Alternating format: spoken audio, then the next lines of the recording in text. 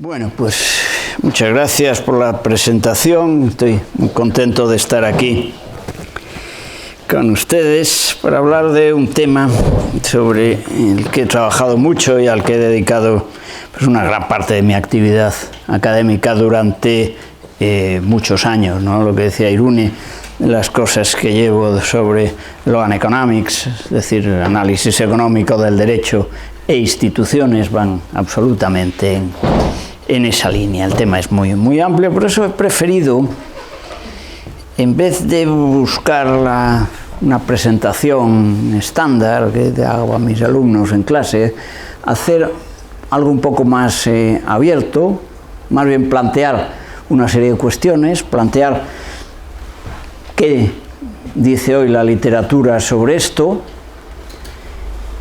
y una cuestión que algunos conocerán, otros probablemente no, pero que es importante, y es qué estudios empíricos existen y si esto de las instituciones, sobre todo las instituciones que garantizan la libertad económica, se puede medir. Y si se puede medir, si se puede comparar de alguna manera sistemas alternativos. Pues el tema de las instituciones es complejo, no me basta con decir esta institución parece mejor que esta y entonces la trasplanto. El trasplante de instituciones es un tema enormemente complicado porque las instituciones inciden en unos marcos históricos y de tradición cultural de los distintos países, y lo que nos enseña la experiencia es que determinados trasplantes pueden funcionar bien o pueden funcionar mal. Hay casos muy interesantes porque la realidad siempre nos ofrece posibilidades de contrastar cosas. El caso más interesante que tuvimos fue el trasplante de instituciones que se produjo a raíz de la caída del muro de Berlín y el hundimiento de los sistemas soviéticos, ¿no? Hubo, como esto del mercado también funciona aquí, hubo gente que se dedicó a esto, hubo muchas universidades americanas que se dedicaron a estudiar este tipo de cosas, hubo gente que ganó dinero, e incluso en Harvard hubo algún problema extraño con el manejo de los fondos para este tipo de cuestiones. Esto pasa en todos lados, hasta en Harvard también. Y el resultado, pues, lo estamos viendo, ha sido mixto, ¿no? Hay cosas que han funcionado, cosas que no han funcionado. Bien, el tema de las instituciones realmente tendríamos que encuadrarlo en un problema mucho más general de la economía, que está en el título mismo de la riqueza de las naciones, ¿no? Es decir, cuál es la naturaleza y las causas de la riqueza de las naciones. Y a esta pregunta pues se le han dado muchas respuestas a lo largo del tiempo. Hoy nadie mínimamente sensato piensa que, como se creyó un tiempo, que las reservas de oro o metales preciosos son un síntoma de prosperidad. Tampoco se piensa que al final los recursos naturales son los factores determinantes del nivel de prosperidad de un país. En general existe, yo creo, un consenso bastante amplio de que hay dos elementos claves para el progreso económico, que son el capital humano, es decir, la formación, la cultura, la educación, y las instituciones. Y cuidado cuando hablamos de las instituciones, que pueden ser de un tipo o de otro. Es decir, puedo tener instituciones nefastas. Esto no es decir qué instituciones, que hay instituciones, tengo que ver qué tipo de instituciones. ¿Hay planteamientos alternativos? Sí, de hecho siempre los ha habido, ¿no? Pues desde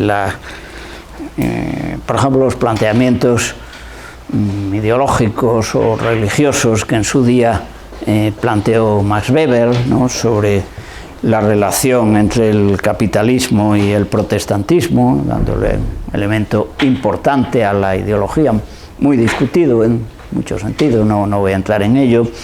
Y más recientemente, pues a lo mejor algunos de ustedes conoce las cosas que ha hecho,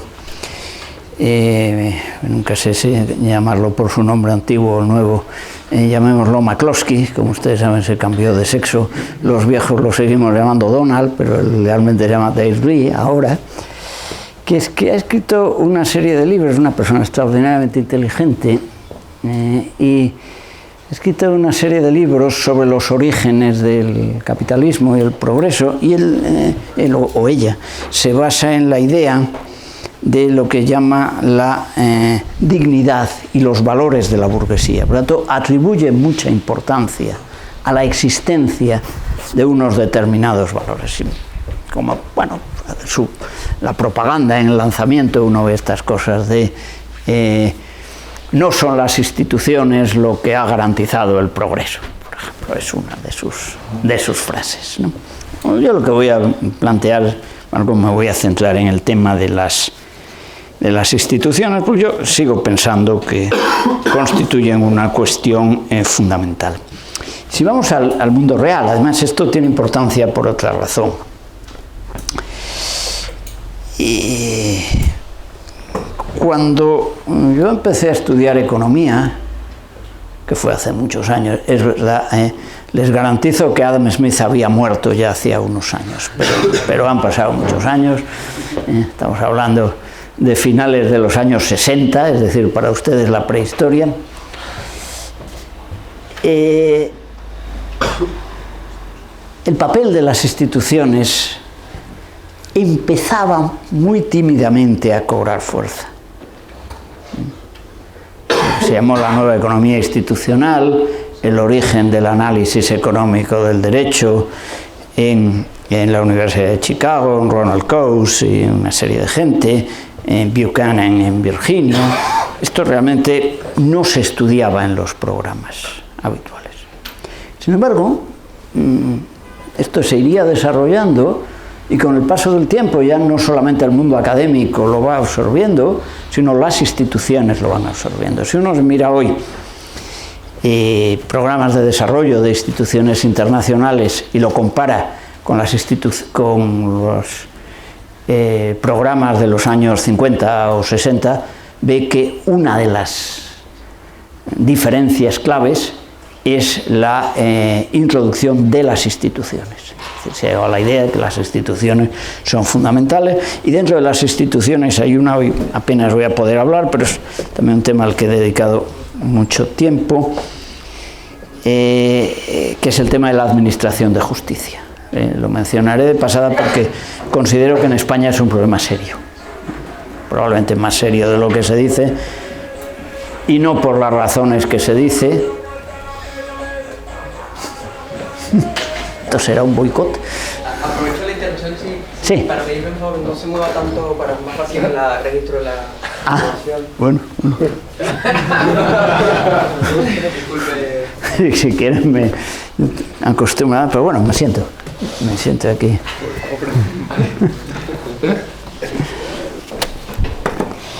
Bueno, no les he dicho, pero no me acuerdo si se lo he dicho, si tienen cualquier duda o lo que sea, interrumpan sin ningún problema. Bien, decía que estos modelos han cambiado sustancialmente y que uno de los puntos era el de la administración de justicia. La administración de justicia, les decía, que es un problema serio en España. Luego, de pasada, les comentaré algún caso concreto, ¿no? ¿De qué instituciones estamos hablando? Vamos a ver, cuando se habla de esto, el primer enfoque que hace la economía va hacia instituciones políticas. Todo este es un campo, es el planteamiento de la teoría de la elección pública. Plantearse qué maximiza el político, qué hace el político, por qué se aplican determinadas políticas económicas y no otras. La pregunta que llevamos décadas haciéndonos: ¿por qué se repiten una y otra vez medidas absurdas que salen mal. Y no hay un acuerdo sobre esto, pero no cabe duda de que la conclusión a la que se acaba llegando por diversas vías es que un tipo de reforma institucional a ese nivel de gestión política tiene que ir dirigido a limitar el poder de los políticos. De ahí la línea de investigación de Buchanan, que empieza con el análisis positivo del comportamiento de los políticos, la elección pública, acaba desembocando en lo que él llama la economía constitucional.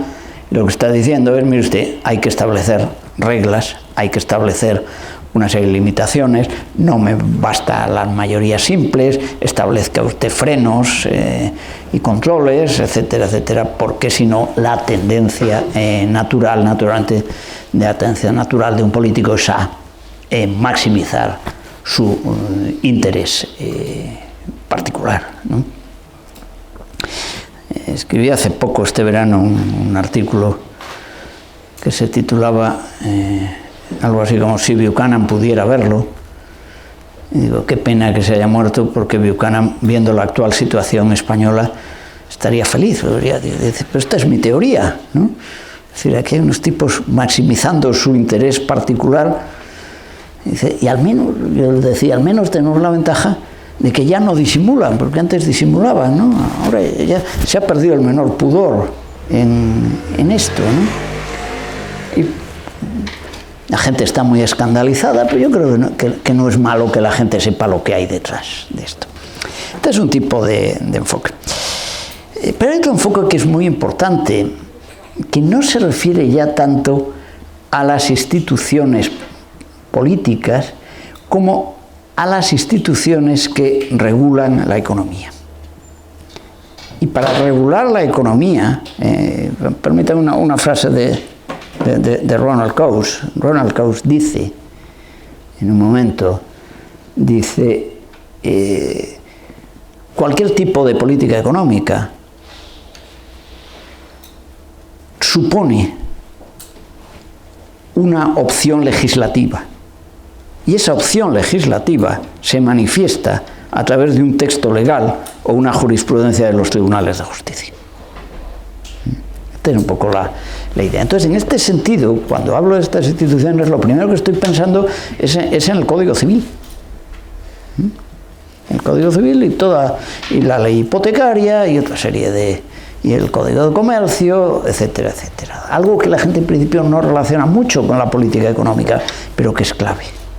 Es decir, lo que se plantea en los países de Europa del Este que antes mencionaba es que en algunos países, bueno, todos habían perdido la tradición, pero bueno, en algunos países en Centro Europa la gente todavía se acordaba de lo que era un contrato, y de lo que era un tribunal, y de lo que era una quiebra, este tipo de cosas. En la antigua Unión Soviética no. Nadie había visto nunca un contrato, ni un mercado de valores, ni nada parecido. Esto es muy difícil relanzarlo, pero es extraordinariamente importante.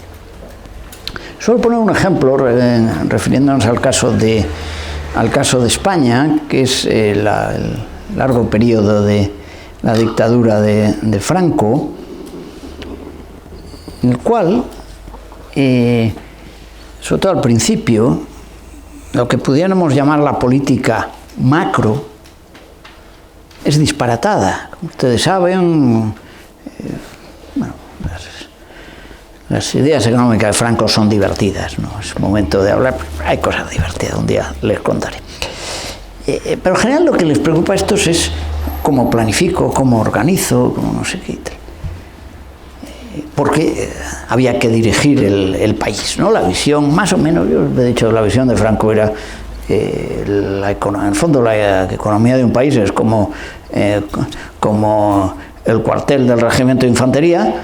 Entonces, si el tío que lo lleva es honrado y la gente le obedece, funciona, y si no, no funciona. Y evidentemente, pues la economía no es eso. Ahora, junto a este tipo de medidas de autarquía, control de importaciones, empresas públicas, políticas inflacionarias, manejo de la política monetaria, vaya usted a saber cómo, etc. Hay otra serie de cosas que no se tocan, que seguramente es lo que salva al país.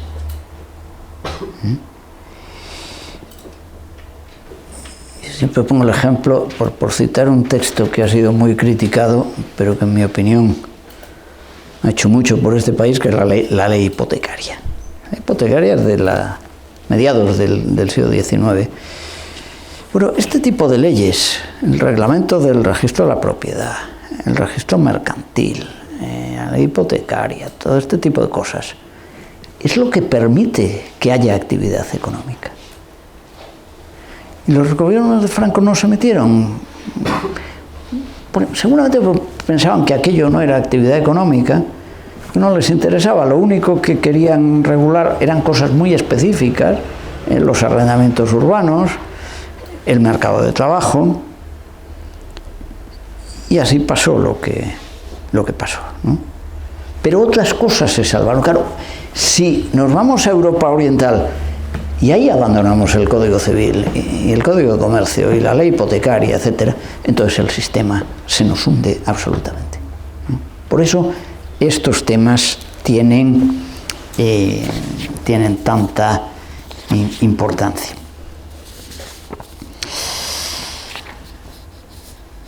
Ahora bien, ya refiriéndonos a este tipo de problemas específicos, existe claramente sistemas diferentes. Las instituciones, ya dije antes, son distintas y no son fácilmente trasplantables.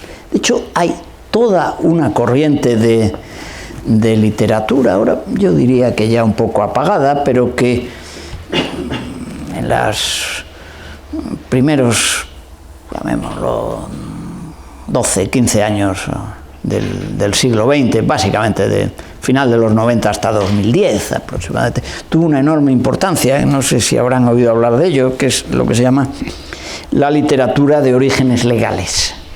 La literatura de orígenes legales pretende encontrar argumentos para explicar el desarrollo económico de distintos países y zonas del mundo a partir de la tradición legal en la que estos países se encuentran. Para los que no sean juristas, básicamente en el mundo hay dos tradiciones legales, la tradición europea continental y el common law inglés. Y al final el mundo está dividido por razones que no tienen nada que ver con la eficiencia, sino con estricta historia y política, donde tenemos Europa continental es derecho continental, y todo lo que fueron territorios y colonias de Europa continental, básicamente Latinoamérica, pero también colonias francesas en África, etcétera, que es derecho continental, y Gran Bretaña, Estados Unidos, los antiguos dominios británicos son common law, y una serie de países, antiguas colonias británicas, que tienen también el sistema del common law. La tesis de orígenes legales partía de una serie de estudios que se realizaron no estrictamente en el Banco Mundial, pero sí en el entorno del Banco Mundial, que empezaron con problemas muy concretos como garantía de inversiones extranjeras y se fueron generalizando. Se mantenía la tesis de que el sistema de common law habría favorecido en mayor grado el desarrollo económico que el sistema de derecho continental. Y uno de los argumentos fundamentales era que este sistema garantizaba mejor la libertad económica, basándose sobre todo, por buscar el principio jurídico clave, el principio de la libertad de contrato. Mi postura es muy crítica hacia esta teoría, sobre todo si uno puede generalizar, ¿no? Hablar de todo, pero en esto hay que mancharse las manos, hay que meterse en datos y hay que mirar la evolución, hay que mirar sentencias y hay que mirar cosas. Y cuando se hace esto, se observa que no es cierto que, como garantía, en general el common law haya garantizado más el principio de libertad de contrato. Creo que no es verdad. Tampoco es verdad que si generalmente funcione mejor. Hombre, vamos a ver. Los tribunales, usted puede decir, oiga, es que los tribunales británicos funcionan mejor que los italianos, sin duda. Sí, pero usted también los holandeses y los alemanes funcionan mejor que los italianos, ¿vale? O, oiga, fíjese usted lo bien que ha funcionado Hong Kong y Singapur en un sistema de common law, ¿verdad? Pero también es verdad que Nigeria es un país de common law. Y no les aconsejo a ustedes que tengan pleitos en Nigeria. Entonces, varía mucho, ¿no? Lo que sí parece, y esto es indudable, es que con el paso del tiempo se han ido produciendo cambios en las instituciones en lo que se refiere a la aceptación de los principios de libertad económica. Esto está bastante claro. Pero también está claro que este proceso es más bien un proceso histórico que se da simultáneamente en los sistemas del common law y en los sistemas de derecho continental. El derecho continental, en sus orígenes, la codificación del siglo XIX es muy liberal, incluso la española. Es decir, España tiene un código civil muy tardío, por una razón también muy española, y es que no se ponían de acuerdo, sobre todo con temas de derecho regional, hoy irrelevantes, pero entonces importantes, básicamente herencias y propiedad agraria, que hoy me interesan poco, pero entonces eran la clave, ¿no? Y es un código tardío. El Código Español Civil es 60 años posterior al Código de Comercio, ¿no? Al primer Código de Comercio. Pero es un código muy liberal, a pesar de ser ya de 1889. Y yo recomiendo a mis estudiantes siempre que se miren cosas de estas, y por ejemplo que se miren algo de lo que jamás les hablarán en la carrera de Derecho, que es el tratamiento que se hace al mercado de trabajo en el Código Civil Español, que no ha sido derogado formalmente, pero ha sido en la práctica transformado totalmente, no tanto por cambios en el código como por legislación distinta, alternativa.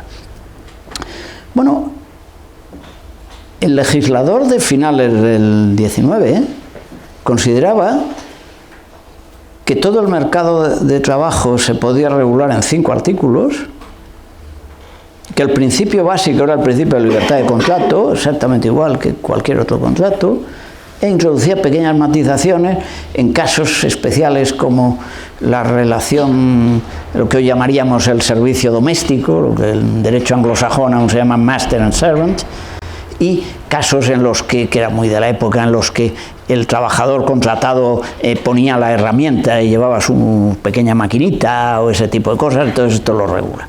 Pero lo demás es el principio de libertad de contrato. Por lo tanto, es un código absolutamente liberal. Y esto, no cito el caso de España, pero el caso del francés, el caso del código italiano, el caso prácticamente de todos. ¿Qué ocurre después? Que esto va cambiando. Esto va cambiando y es verdad que ya en las primeras décadas del siglo XX se va a procesos mucho más regulatorios y mucho más intervención. Pero esto pasa aquí y pasa en Inglaterra sobre todo, y en menor grado en los Estados Unidos, llega un poco más tarde, pero de alguna manera todas las reformas del presidente Roosevelt en los años 30, lo que están haciendo es incorporar cosas que Europa había hecho algunos años antes. Por lo tanto, no creo en la literatura de orígenes legales, pero sí creo que se han ido produciendo cambios. Yo suelo citar una sentencia muy interesante del Tribunal Supremo, debe ser español, del año 45, me parece, que define muy bien la realidad. Su valoración no coincide para nada con la mía, pero define la realidad. Dice el código, dice la sentencia, hablando del principio de libertad de contrato, dice, hombre, no sé si tengo aquí incluso la cita, porque merece la pena.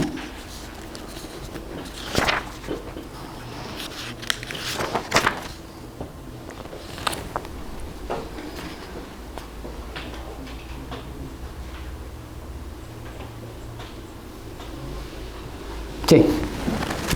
Una sentencia del año 46 dice: si desde el Código Civil se pasa revista a la legislación posterior, pronto se advierte que la evolución jurídica camina decididamente hacia una infiltración cada vez mayor de elementos éticos y sociales de tono imperativo, que de modo general y absoluto disciplina las relaciones de derecho privado, imponiéndoles carácter público a expensas del principio de autonomía de la voluntad. Y toda la doctrina de la época es igual, ¿no?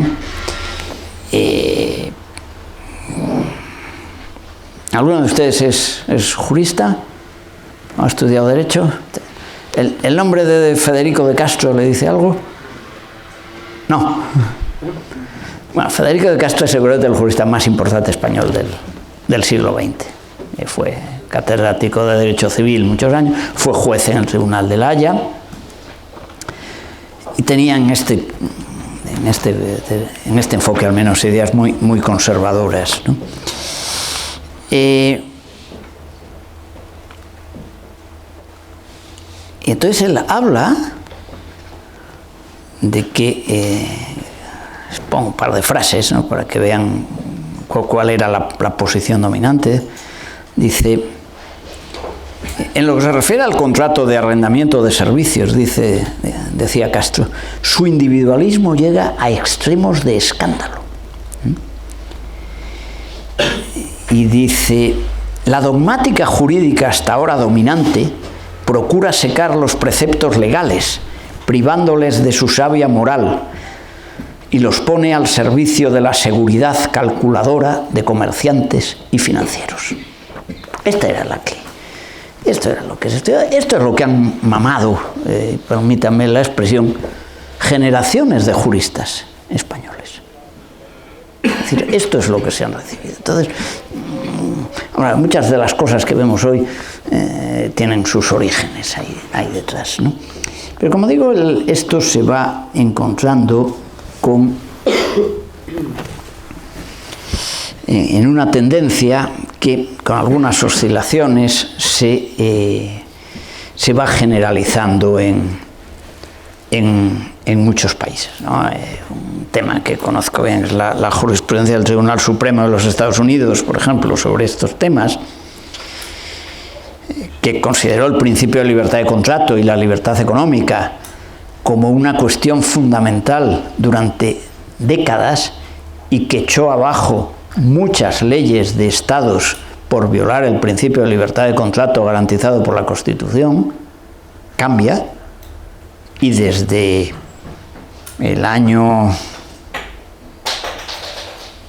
que cambia la jurisprudencia con Roosevelt, el año 36, 37 hasta hoy, no ha habido una sola sentencia que haya echado abajo una ley económica por violar el principio de libertad de contrato. Echado abajo por otra razón, pero no por esta.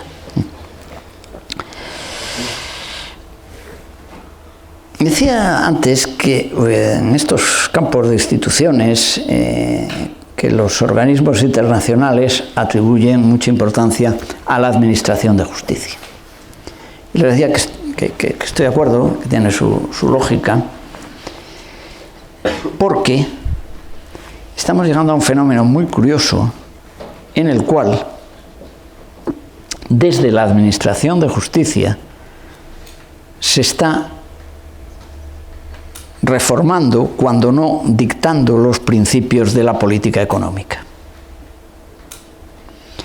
Este es un viejo debate en los Estados Unidos, que está ya casi en los orígenes de la Constitución. El famoso recurso de inconstitucionalidad es un invento norteamericano, cuando se plantea si un tribunal puede decidir que una ley es o no contraria a la Constitución. Y a lo largo de toda la historia, el enfrentamiento entre jueces y legislativo es claro. Hay una famosa frase de Hamilton, uno de los padres constituyentes, cuando define el poder judicial como el poder menos peligroso Él dice, todo poder es una amenaza para el ciudadano americano. Dice, el presidente, el ejecutivo es una amenaza, dice, porque tiene la espada, es el jefe del ejército. El Congreso es una amenaza porque tiene la bolsa, es decir, recauda los impuestos. Dice, en cambio, el Poder Judicial no tiene la bolsa, ni tiene la espada. Por lo tanto, es menos peligroso que los otros dos. ¿A dónde hemos ido? Hombre, a que los tribunales no tienen la espada, pero cada vez les gusta más tener la bolsa, en el sentido de que están controlando política económica. Y esto que se planteaba en Estados Unidos, en un sistema en el que los tribunales tenían mucha importancia, esto no es como lo tampoco, aunque se dice esto es Estados Unidos, en Inglaterra la situación es absolutamente diferente. Está empezando a pasar en los sistemas de derecho continental. El ejemplo que suele citar como tribunales muy intervencionistas en política económica es el Tribunal Supremo del Estado de Israel. Es el ejemplo típico porque es un tribunal que va a tomar medidas absurdas hasta llegar a decirle a un gobierno, oiga, usted no puede reducir aquí el gasto porque este es un gasto social, por ejemplo. Pero en España nos estamos encontrando con casos de este tipo. Ya digo que no es el tema de que este está politizado, a este lo puso el PP, a este lo puso el PSOE, etc. No, es la idea de que se puede hacer política económica simplemente con una resolución judicial y yendo contra la decisión de un parlamento. Y hay casos recientes interesantes, es decir, la interpretación judicial de la reforma laboral, de las dos reformas laborales, la que hizo Zapatero primero y la que hizo Rajoy después, ha sido siempre muy restrictiva y han procurado hacer todo lo posible para que esa reforma no funcionara. No todos los jueces, pero sí un número significativo de jueces. Y no solo la jurisdicción laboral, sino también otras jurisdicciones, incluida la administrativa. Lo hemos visto en procesos de privatización o intentos de venta de televisiones públicas, lo hemos visto en el intento que se hizo de privatizar no la sanidad, como se dijo, no es cierto, sino la gestión administrativa de hospitales, que lo aprobó el Parlamento Regional de Madrid, y dos tribunales, un juzgado y el Tribunal Superior, lo suspendieron con unos argumentos verdaderamente notables, diciendo, y esto es más grave todavía, no se anuló la norma, pues eso llevaría tiempo, pero ¿qué hicieron? Hicieron una suspensión cautelar. Y claro, en un proceso que ha salido a subasta, haga usted una suspensión cautelar y dígale a las empresas, bueno, mira, con suerte en 2 o 3 años a lo mejor le podemos contestar. Pero, que yo tiro. Entonces, los argumentos eran muy curiosos.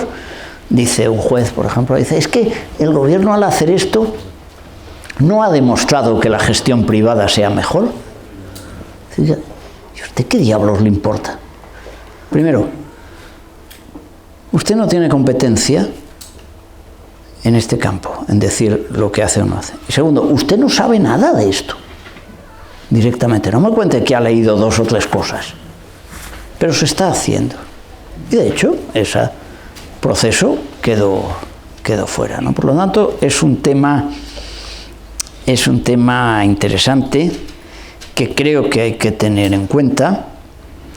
Y, como veremos ahora en los intentos de medición, se tiene en cuenta parcialmente en cuanto se está introduciendo algunos derechos el respeto a los derechos de propiedad como un elemento clave y el respeto a los derechos de propiedad está directamente imbricado con la actuación de los tribunales de justicia.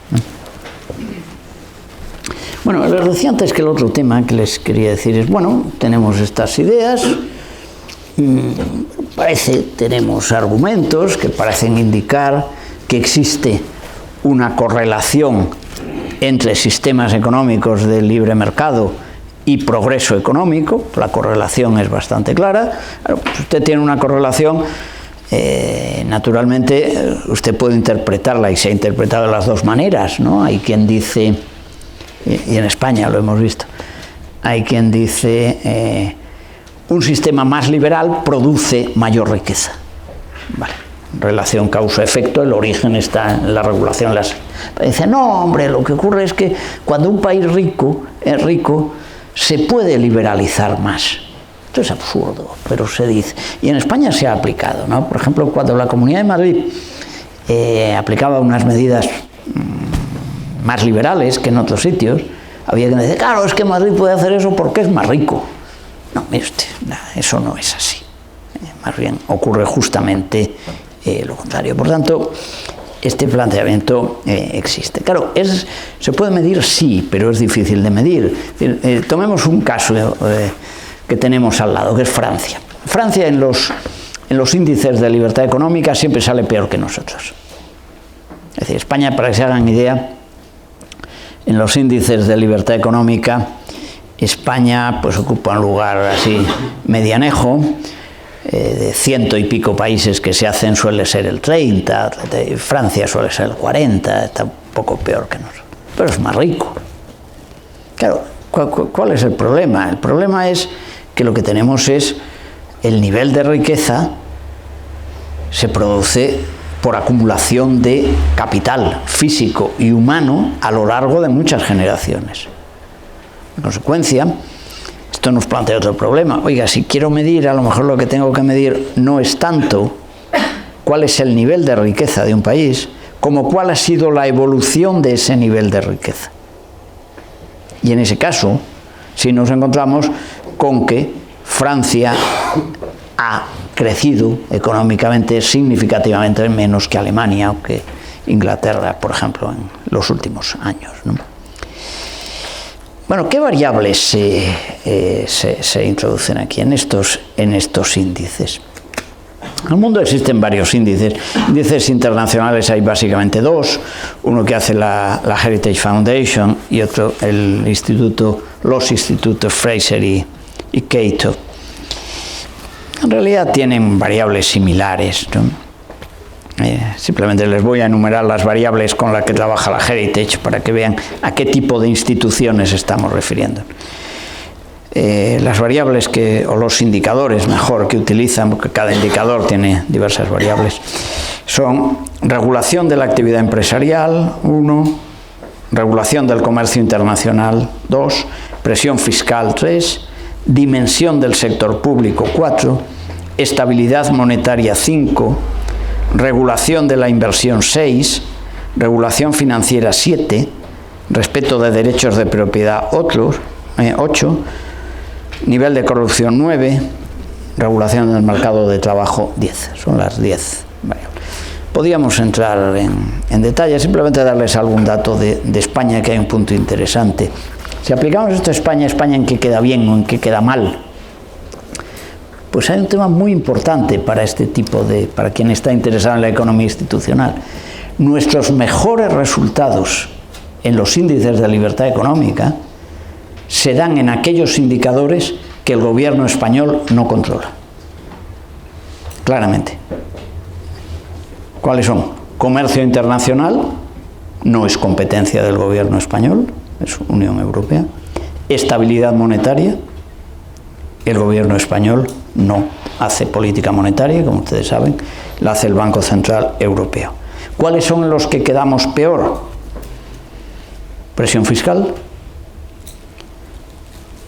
mercado de trabajo.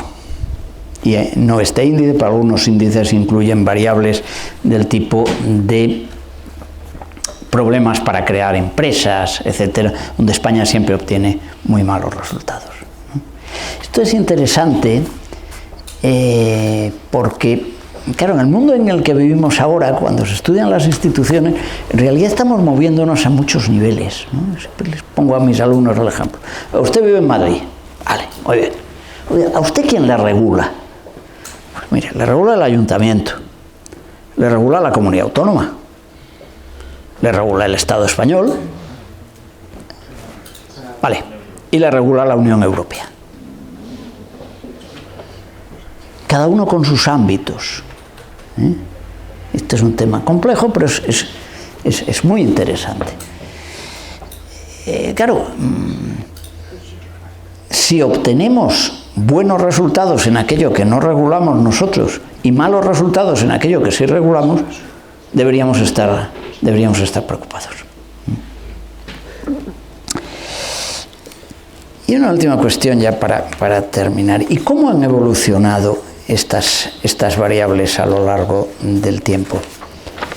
Si observamos el índice que lleva más años, que es el de la Heritage Foundation, ¿en qué el mundo en general ha ido mejor o ha ido peor? Bueno, pues hemos mejorado en cosas. Por ejemplo, las instituciones que generan estabilidad monetaria están mucho mejor. Ustedes son muy jóvenes, ustedes han vivido sin inflación toda su vida. Porque en España no tenemos inflación muy baja desde hace 20 años. Pero los que somos más viejos hemos vivido con inflaciones del 10, habituales, del 12%, del 20%. Esto te cambia absolutamente la forma de vida. Y esto en el mundo ha mejorado, sin duda. La presión fiscal no ha subido. En España está más alta, pero en muchos países ha bajado.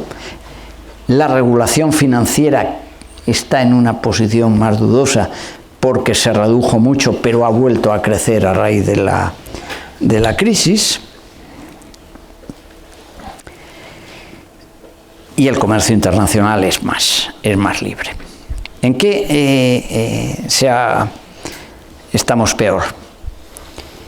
En los derechos de propiedad, curiosamente, la regulación de los derechos ha ido peor, en la regulación de la actividad empresarial y en la regulación de los mercados de trabajo.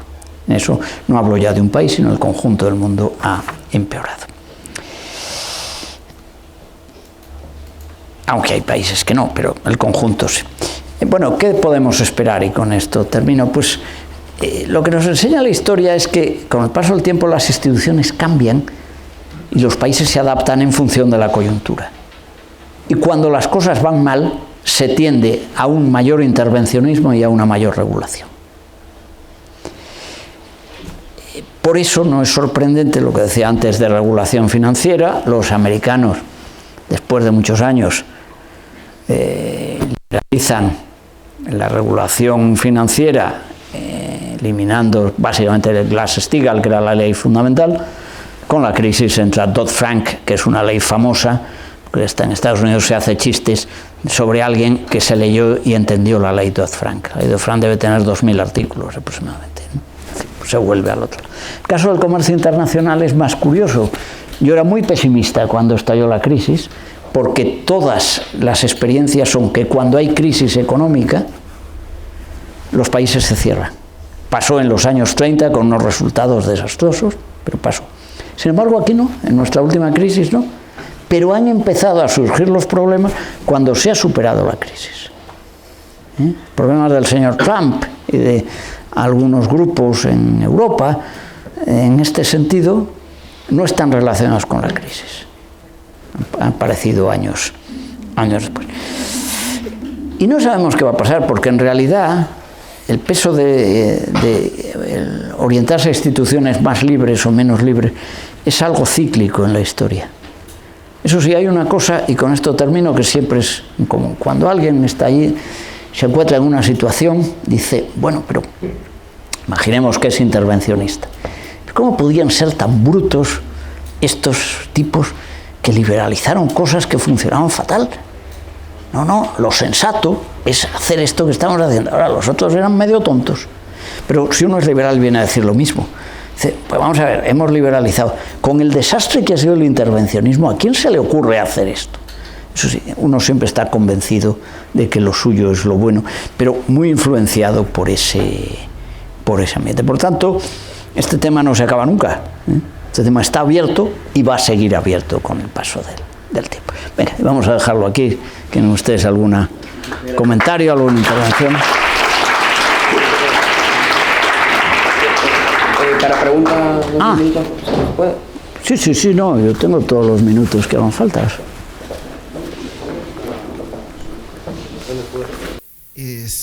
Muchas gracias por la presentación. El jurista Enrique Gersi de Perú, que colaboró con Hernando de Soto en la... Lo conozco personalmente. Sí. Hay una frase que me gustó mucho, que dice que el problema de los economistas es que piensan que la economía nace con la ley, así que existe una sola ley. Y el problema con los abogados es que piensan que solo existe un solo derecho. Y la argumentación de él es que en todos los sistemas sociales existe una competencia entre sistemas de derecho. Es lo que estábamos hablando antes sobre la informalidad, de que la informalidad compite con la formalidad. En España una cosa que me sorprende, yo soy panameño, me sorprende es el peso que tiene la burocracia estatal en España. Sí, la forma, la importancia de... Así que el sistema político y el sistema burocrático están bastante integrados unos con otros. No sé cómo lo viste, si lo ve como parte de una cultura de Sur Europa, es algo distinto a anglosajón en ese sentido. ¿Cómo lo ves? Y lidiando con la informalidad, ¿cuál es la forma de hacer negocio? Bueno, vamos a ver, aquí hay muchas cuestiones. El tema de la burocracia, vamos a ver, ya que está usted aquí, la burocracia occidental se inventó aquí, cuando digo aquí no en España, sino aquí, en el Escorial, el centro de poder de la burocracia moderna. La inventamos los españoles, quitándola de los chinos. Hay 2 países que han inventado burocracias, los chinos y los españoles. Luego los franceses aprendieron enseguida y dieron un paso más allá, dispuestos a regular absolutamente todo. Claro, ¿qué ocurre en estos casos? Cuando hay un sistema que funciona mal, esto es lo que nos enseña la experiencia, la gente se sale de ese sistema. Pero en todo, en cualquier institución. Es decir, si hay un sistema monetario que no funciona bien, que no garantiza la estabilidad de compra, la gente cambia de moneda, se basa en otra cosa. Aquí lo mismo, aquí tenemos por ponerle un ejemplo de un sistema, algo que ha funcionado mal en España. Si uno coge datos, por ejemplo, de empresas en quiebra, se encuentra con que las cifras de quiebras en España son extraordinariamente bajas. Y lo han sido durante décadas. Y no es por una serie de cuestiones solamente del país, porque bueno, Italia tiene muchas más quiebras que nosotros, Francia tiene muchas más quiebras que nosotros. ¿Cuál es la razón? Pues probablemente el sistema, un aspecto que funciona mal del sistema y un aspecto que funciona bien. El aspecto que ha funcionado mal ha sido el propio derecho de quiebra, donde hacía que la mayor parte de las empresas no acudieran a un procedimiento concursal que era caro y complicado y simplemente echaban el cierre y se marchaban. Y un sistema que ha funcionado bien, que ha sido el sistema hipotecario. Cuando tú tienes buena parte de tus créditos garantizados con bienes inmuebles, los grandes acreedores están a cubierto y no instan quiebras.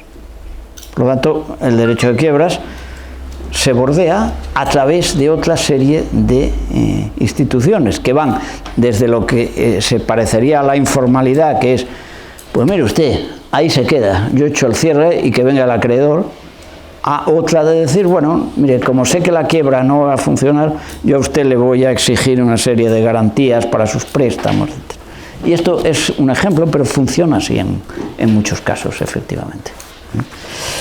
Es verdad que, vamos a ver, hay otro tema ya que no he podido hablar, y es el sistema de derecho administrativo. Ahí sí hay una diferencia, o la hubo, es decir, la base, ustedes saben que el derecho administrativo es creación de la Revolución Francesa, básicamente, aunque hay antecedentes en Francia, y no existe en el common law, donde el Estado es una parte más en el proceso. Pero esto ha ido cambiando, sobre todo en Inglaterra, en Estados Unidos menos, pero Inglaterra se ha ido convirtiendo en un país muy muy administrativo, pero la idea era efectivamente que esa era, y todavía si uno encuentra a los juristas ingleses de finales del siglo XIX, siguen diciendo que esa es la diferencia básica. Hoy yo tendría serias dudas, ¿no? Yo y un tipo como Posner, Richard Posner, uno de los grandes del análisis económico del derecho, que siempre le ha gustado meter el dedo en el ojo a la gente, ha llegado a decir, déjense de historias, Inglaterra ya no es un país de common law, lo cual supongo que él lo diría para meterle el dedo en el ojo a los ingleses, pero alguna razón tiene también. Muchas gracias, profesor. ¿Acabamos? Muy bien.